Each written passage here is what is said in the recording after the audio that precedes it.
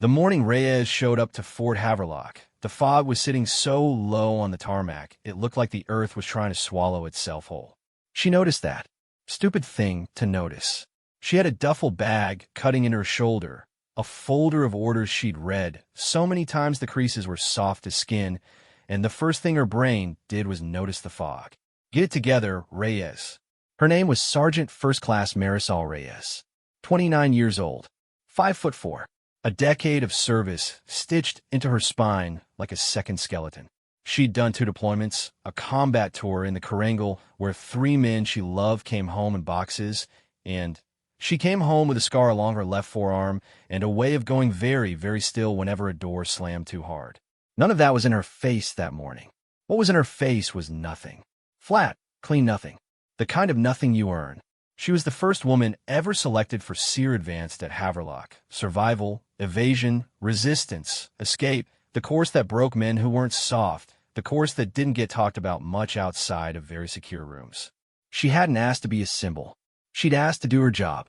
Apparently those things had become the same thing without her permission. The processing bay smelled like industrial cleaner and old coffee. A specialist behind a desk barely looked up when she came in, stamped her folder, slid a room assignment card across the counter.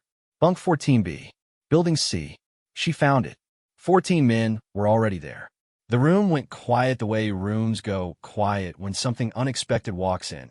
Not loud, not dramatic, just a half-second of recalibration, everyone deciding what face to wear. Most of them landed on neutral. That was fine. Neutral she could work with. 2 of them didn't land on neutral. She felt it before she saw it. The way you feel weather changing. One of them big, crew cut, jaw like a loading dock, said something low to the guy next to him. Not loud enough for her to catch the words. Loud enough for her to catch the snicker. She put her duffel on bunk 14B. Started unpacking. Her hands were completely steady. His name, she found out later, was Staff Sergeant Dale Kruger. 6'2", former college football, the kind of loud that filled rooms by existing in them. His partner in whatever this was, quieter, rounder, watchful eyes, was Sergeant Marcus Webb. Where Kruger was a billboard, Webb was a footnote. The kind of footnote that rewrites the whole article. They didn't do anything that first day. Not exactly. Just the low-grade static of it. The jokes that stopped a beat before she was close enough to hear them clearly. The way a group of 4 or 5 would be talking and then compact themselves slightly when she approached, not including, not excluding, just making her aware of the membrane. She had been aware of the membrane her whole career. She ate her dinner. She studied her maps. She slept. Day 2, PT at 0500. 43 degrees, and the fog still hadn't lifted, like it had decided to stay. The instructor, a compact, gray-eyed master sergeant named Holloway, ran them through warm-ups and then turned them loose on the obstacle course that wrapped around the back of the compound. Reyes had always been fast for her size. Not fast like a man, trying to be fast. Fast like water, finding a downhill route. Just efficient, always finding the line. She hit the first wall, got over clean, dropped into the crawl tunnel, came out ahead of Kruger and 2 of the others. She heard him behind her. Trying real hard today, aren't we? Not loud. Just loud enough. She didn't answer. She didn't look back. She kept moving. The mud pit. The rope ladder. The sprint. She finished 5th overall, which was fine, which was exactly what she needed. Not first, not last, just visible and steady. In the showers afterward, separate facilities, one of the 3 accommodations made for her presence. She stood under the hot water and let herself feel it. Not the words. Not the snicker. The thing underneath it. The thing she'd been feeling since she was 19 years old in her first unit. The thing that had no clean name. You have to be twice as good to be considered half as worth it. Her mother had told her that. Her mother had meant it for other reasons. It applied everywhere. She turned the water off. By day 5, the pattern had sharpened. It was never anything you could take to a supervisor with clean hands. That was the craft of it, the way Webb ran it especially. Kruger was blunt, obvious. Webb was precise. A misplaced piece of equipment. Her hydration pack, which she had definitely filled and sealed the night before, showing up mysteriously half-empty before a 12-mile ruck. A map with 1 grid coordinate subtly altered. Not wrong enough to get anyone in serious trouble. wrong enough to send her off by 400 meters in the tree line. She found her way back. She was 20 minutes late to the rally point. Holloway said nothing, noted it in his book. She saw Webb watching her when she came in. The watching had a quality to it. Not hateful, which would have been simpler. More like scientific. He was studying how long it would take. She wanted to tell him he'd picked the wrong subject. She didn't. She ate her protein bar. She studied her compass. She went to sleep. Day 7. Land navigation in the dark, solo, for hours, rough terrain. She was 40 minutes into it when she heard them. Not voices. She was too good at this for voices to reach her before she wanted them to. Movement. 2 sets of footfalls coming parallel to her line, threading through the scrub. She stopped, went still in the way she'd gone still in the Karangal, that absolute animal stillness where you stop being a person and become part of the dark. They passed within 30 meters. Kruger's voice. Low. Just need to fail the NAV and we're done. Nobody has to do anything else after that. Webb. Quieter. She won't fail the nav. Kruger. Then, we make sure she does. Silence. Boot steps. Gone. Reyes stood in the dark for a long time. The tree line pressed in close around her. The air smelled like pine resin and coal mud. Above her, through a break in the branches, 3 stars held very steady. She had 2 choices. She had always had 2 choices, the same 2 choices her whole career, her whole life. Report and get buried under the weight of it, the disbelief and the politics and the machinery that protected its own. Or go quiet and finish the mission and let her file speak. She made the same choice 14 times before. She lifted her compass. She moved. She finished the NAV 37 minutes ahead of the next person. She logged her coordinates with the night check NCO, a young corporal who wrote them down without looking up, and she walked back to Building C, and she sat on the edge of her bunk in the dark, and she let herself have 3 minutes. Just 3. She'd learned to ration them. In those 3 minutes, she thought about her mother, who had worked double shifts at a hospital in San Antonio for 11 years and never once said this is too hard. She thought about Corporal Danielle Osei, who'd been her junior soldier in 2019, 22 years old, who'd written Reyes a letter once that said, "You make me think I can go anywhere." She thought about the 3 men from the Karangal, whose names she said in the dark sometimes just to say them, just to keep them somewhere. Santos, Whitmore, Park. She said them. 3 minutes. Then she lay down, and she closed her eyes, and she was asleep in 4 minutes flat, the way soldiers learn to sleep. Not because they aren't afraid, but because fear is a luxury for people who don't have to be functional at 0500. That was the first strange thing. Haverlock didn't get visitors during active seer cycles. The whole point was isolation, controlled environment, no outside variables. Master Sergeant Holloway had introduced the week's schedule the morning before with no mention of an observer, an inspector, a guest lecturer, anything. But there he was at 0630, standing just inside the bay door of the main training building while they waited for the brief to start. Reyes clocking the way, she clocked everything, peripheral, quiet, efficient. Tall. Not football tall like Kruger, but the kind of tall that sits in the chest and shoulders, something dense and organized about it. Somewhere north of 40, she thought, though his face was the kind of face that had clearly signed a separate peace treaty with time. Short dark hair, going silver at the temples. Civilian clothes, cargo pants, a plain gray long sleeve. A duffel bag she recognized as military surplus, the particular vintage of well-used. He had no rank on him. Nothing. He sat in a folding chair in the corner and opened a notebook and appeared to be doing absolutely nothing threatening. Webb noticed him too. She watched Webb notice him, a flicker of recalibration. Holloway walked in, called the room to order, and said, "You've got a rider for the rest of the cycle. Master Chief Callum Voss, retired. He's here in an evaluation capacity. Treat him like furniture." Callum Voss wrote something in his notebook. Nobody said anything. She didn't think about him again until day 10, the scenario exercise. They were supposed to work in pairs on a simulated capture and evasion scenario. 2-person teams, one playing the role of the downed asset, one the extraction specialist. Real enough conditions to matter. Rough terrain, time pressure, instructors acting as opposing force.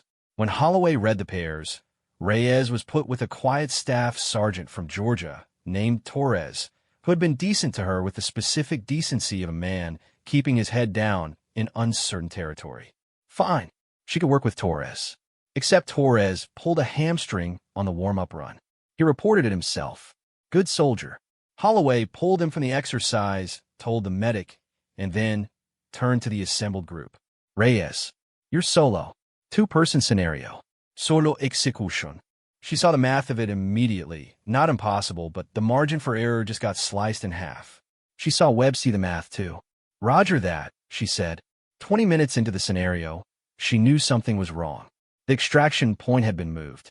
Not by the instructors. She knew Holloway's methodology, knew he'd never move an extraction point without a signal protocol, and no signal had come. It had been moved by someone who had access to the op order and the comms channel. She crouched in a drainage ditch with muddy water, soaking through her bootlaces, checking her map, running the numbers. For 100 meters north of the mark point, the terrain changed. Open ground, exposed, perfect place to be captured by the opfer and failed out of the exercise. Someone had handed opfer her route. She felt the anger then. Not the hot kind, the cold kind, the functional kind, the kind her body had learned to use like a compass needle.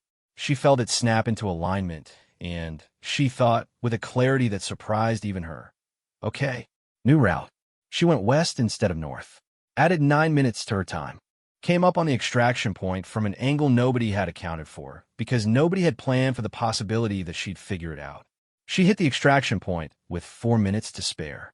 Sergeant Torres, ankle-wrapped, was sitting on a supply crate near the finish line when she came in. He looked up, and something crossed his face. Respect maybe, or relief, she wasn't sure. Holloway marked her time without expression. Voss was standing 15 feet away, notebook closed, watching. Their eyes met for half a second. He looked back at his notebook. That night, she made a decision. She sat on her bunk with the light off, and she thought about it with the same method she'd used to plan every operation she'd ever run. Clean, sequential, no sentimentality. What she had, what she could prove, what she couldn't, what the cost of each path looked like. She had the memory of 2 voices in the dark on day 7. Inadmissible. She had an empty hydration pack and an altered grid coordinate. Circumstantial, deniable. She had a rerouted extraction point. Harder to trace, but possible. She had 9 days of her own performance, logged, timed, documented. That was real. She could go to Holloway. She could write an informal complaint. She could do what every woman she'd ever known who'd tried to fight it head-on had done.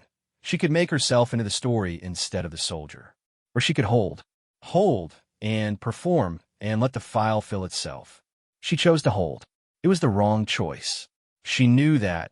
In the abstract, she'd read the briefings. She knew what the research said about silence in hostile environments. She knew that reporting was the correct answer on paper.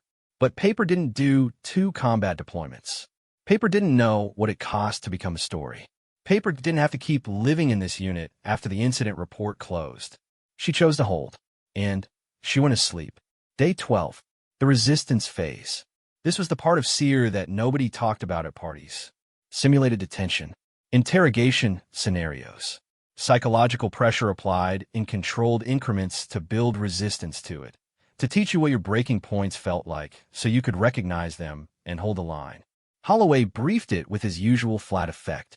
The cadre would be playing the role of hostile detaining force. The candidates would be processed through a series of scenarios over a 36-hour period. The rules were the rules. The safe word was the safe word. She sat in the cold room with her wrists zip-tied in front of her. Not real, breakable protocol, and she stared at the wall, and she thought about nothing. The particular nothing she'd perfected. The kind that wasn't empty. It was full of the things you'd placed there deliberately, the things that kept you attached to yourself when external pressure tried to peel you loose. She thought about her mother's hands, the specific weight of them on her shoulders. She thought about Santos, Whitmore Park. She thought about Corporal Osei's letter, which she had read so many times she could recite it in the dark. The cadre came in and did their job. She did hers. She held. At hour 19, they brought Kruger into the adjacent holding room. Part of the scenario, candidates, sometimes processed in proximity, to test reaction. She heard him through the partition. He broke at hour 22. She heard that too. She didn't feel satisfaction. She'd expected to, and she didn't. She felt something more complicated, something like sorrow for him, or for whatever was in him that had chosen this, that had spent 12 days trying to grind her down, because something about her existing here made him feel the ground shift. She felt, briefly, the thing underneath his behavior, which was fear. Then, she put away. She held until the full 36 hours. It was at hour 34 that Voss came in. Not as part of the scenario. The scenario cadre wore different clothes, different affect, played their role. Voss came in his gray long sleeve and his notebook and sat down across from her in the cold room and looked at her for a moment. "I'm going to step outside the exercise briefly," he said. His voice was the kind of voice that had been through several things that had reorganized it from the inside. Quiet. No performance in it. "You understand what I'm saying?" "Yes, Master Chief." He had a manila folder. He opened it. Didn't show it to her. Just looked at it. Day 7. "Landnav, you heard them." She looked at him. "I don't know what you're referring to." He looked back at her. Something in his face had the quality of water, very still, under which things were clearly moving. "That's interesting," he said, "because I was 40 meters away in the tree line, and I heard them too." A very long pause. The heater in the corner clicked and groaned. "You chose to hold," he said. It wasn't a question. The course wasn't over. He nodded slowly, like she confirmed something. He closed the folder. "I spent 22 years doing things that got men home," he said. "Half of those years I spent doing them with people who thought I didn't belong either, for other reasons." He paused. It doesn't matter what their reasons were. The principle was the same. She waited. "You've been doing this for 12 days, he said. "Doing it correctly. What they've been doing has been going in a file since day 2. She felt something move in her chest. Not relief. Too complicated for relief. Something that had been braced for a long time and was getting permission to ease very slightly. "The course," she said carefully, "isn't over." "No," he said. "It isn't." He stood. He picked up his notebook. At the door, he stopped back to her. "Corporal Danielle Osei. She made E5 last month. First in her cohort." He walked out. She sat in the cold room for a long time. Then she straightened her spine, and she put her hands in her lap, and she held. 2 more hours. She finished. On paper, consolidation means integration, taking everything you've learned about endurance and navigation and resistance and threading it into something operational, something you can carry out the door. In practice, it means the instructors have watched you for 16 days, and now they write the truth of what they saw. Holloway ran his evaluations the way he ran everything, stripped of comfort, brutally sequential. He called candidates in one at a time, sat across a steel desk that had probably supported some version of this conversation for 30 years, and he told them what he had observed. He called Kruger first. The room they were using for evaluations was adjacent to the equipment bay. The walls were thin. Reyes was performing gear checks 2 rooms over. Standard, legitimate. She had to be there, and she wasn't trying to listen. But the walls were thin. She heard enough. Holloway's voice was low and very flat, the kind of flat that has volume underneath it pressing up against the surface. She caught phrases. Pattern of behavior. Day 7, confirmed observation. Extraction point coordination, still under review. Conduct unbecoming. Kruger's voice, louder than she expected. The volume of a man who thought volume was an argument. Words she caught, competitive environment, and she doesn't belong here, and then something longer she didn't catch, and then Holloway's voice again, flat as a road through desert. That is not what I observed. Silence. This evaluation is complete. More silence. The specific quality of a door held very carefully, because slamming it would be the worst possible choice. Then the door. Not slammed. Controlled. Which, she thought, was almost more revealing. Webb was called 40 minutes later. She didn't hear Webb's evaluation. She had finished her gear check and moved to the map room, and by the time she came back through the corridor, the evaluation door was open and the room was empty. Webb, she found out later, had said very little. That was the thing about Webb. He'd built everything at a distance, through plausibility, through layers of deniability. But Voss had been there. Voss had been in that tree line on day 7, and Voss had his notebook, and Voss had been writing in that notebook since day 2 with the specific attention of a man who has done this before, who knows exactly what he's looking at and exactly what it will require. 22 years of operations, she would think later. You learn to document. The file Voss had compiled was 9 pages. She never read it. She didn't need to. She was called third. She sat across from Holloway in the gray morning light, and she put her hands flat on the table. Not a performance, just a habit, her body's way of saying, I'm here, I'm present, I'm not going anywhere. And she waited. Holloway looked at her for a moment. He had the face of a man who had evaluated several hundred people and had been surprised approximately twice.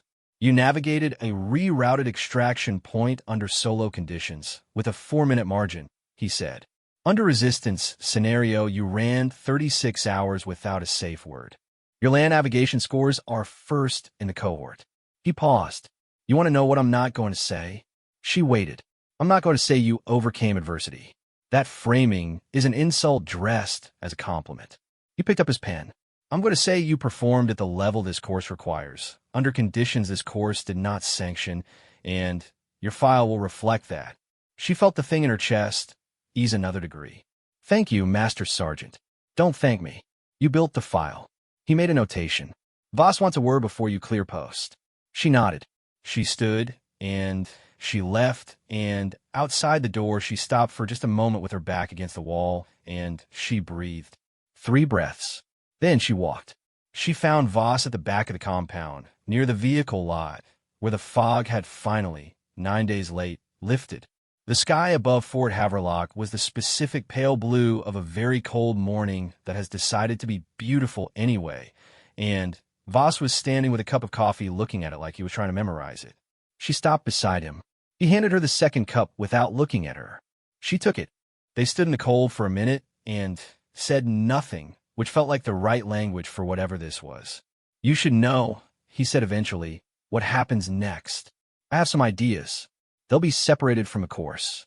Formal inquiry. That takes a specific number of weeks and generates a specific number of documents. He paused. After those documents exist, certain things become very difficult to undo. She knew what he meant. The documents would follow Kruger and Webb the way her scar followed her. Not always visible, but always there, structural, part of what she was made of now. Careers in the military were built on files. Files were built on documented behavior. Documented behavior at this level, in this course, with a retired Master Chief's 9-page observation attached. She wrapped both hands around the cup. I'm not celebrating that, she said. Voss looked at her. I know. That's not why I'm here. I know that too. The pale blue sky held steady. Somewhere across the compound, a vehicle was starting up, that diesel engine sound that was the soundtrack of every military morning she'd ever lived through. Why are you here? She asked. Not the course. She meant him personally at Haverlock during this cycle. He was quiet for a moment. I was asked to evaluate the readiness of the course structure to integrate new demographics, he said. That's the official answer. Another pause. The real answer is that a colonel I served with for 12 years called me and said she was worried. She'd heard things about this cycle, about a specific candidate. He glanced at her. She was right to be worried. She was also right about the candidate. She thought about that colonel, who she didn't know, who had made a phone call because she'd heard things. The chain of it, invisible, quiet, running underneath the surface of everything like the current web had never accounted for. Tell her thank you, Reyes said. She already knows. She completed final processing that afternoon. Got her paperwork. Shook Holloway's hand, brief, firm, professional. Nodded at Torres, who nodded back with a specific nod of a man who had seen more than he'd let on and had made his choices about what to say and when. Good. She could respect that. She didn't see Kruger or Webb. She didn't look for them. She threw her duffel in her truck and sat in the driver's seat for a moment before starting the engine, and she let herself do the accounting. Not the dramatic kind. Not I survived, I triumphed, the villains are vanquished. Just the true kind. The quiet arithmetic of what she'd come in with and what she was leaving with. She'd come in with a folder of orders, a decade in her spine, and the weight of being first. She was leaving with the course completion she had earned, Actually earned, not survived, not scraped through, earned, and a file that told the truth, and the knowledge that somewhere in this building a 9-page document existed that she hadn't asked for and had never had to ask for because a man with 22 years and a notebook had known exactly what he was looking at. She'd also heard, in a cold evaluation room at hour 34, that Corporal Danielle Osei had made E5, first in her cohort. Reyes sat with that for a moment. You make me think I can go anywhere. She started the engine. She called her mother from the highway, an hour out. Her mother picked up on the second ring. Mija. Hey, Mom. The sound of the TV in the background being turned down. Her mother's full attention gathering itself across the miles like weather. You finished. I finished. A pause. Then her mother said in Spanish the phrase she had said at the end of every hard thing. Not I'm proud of you, which was too simple. Not I knew you could, which was too easy, but the thing she always said, which translated roughly as, now they know too. Reyes felt her throat do the thing it never did during the actual hard parts, only after. Yeah, she said. Now they know. 3 weeks later, the formal inquiry completed. Staff Sergeant Dale Kruger was separated from a course and reassigned to a non-operational administrative billet pending review. The review generated a letter of reprimand that entered his permanent file. Sergeant Marcus Webb was separated from the course and received a formal censure. His application for the next SEER Advanced cycle was flagged. Master Chief Callum Voss submitted his evaluation report, 9 pages to the course oversight board and a copy to the colonel who had made the phone call. He was reportedly already consulting on another course at another installation somewhere in the Pacific Northwest, standing in another corner with another notebook, watching. Sergeant First Class Marisol Reyes received her SEER Advanced certification. She received it quietly in a form letter in a manila envelope on a Tuesday. She put it with her other certifications. She went back to work. She told this story exactly once.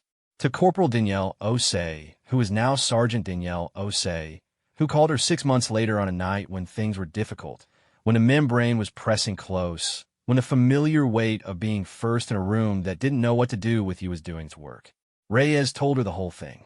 The fog on the tarmac, the hydration pack, the tree line on day 7, the cold room, the coffee in the pale blue morning, her mother's voice on the highway. When she finished, Osei was quiet for a moment. Then, she said, what did it feel like? When Holloway told you your file would reflect the truth. Reyes thought about it. Like I've been carrying something for a long time, she said, and somebody finally looked at it and told me it was real.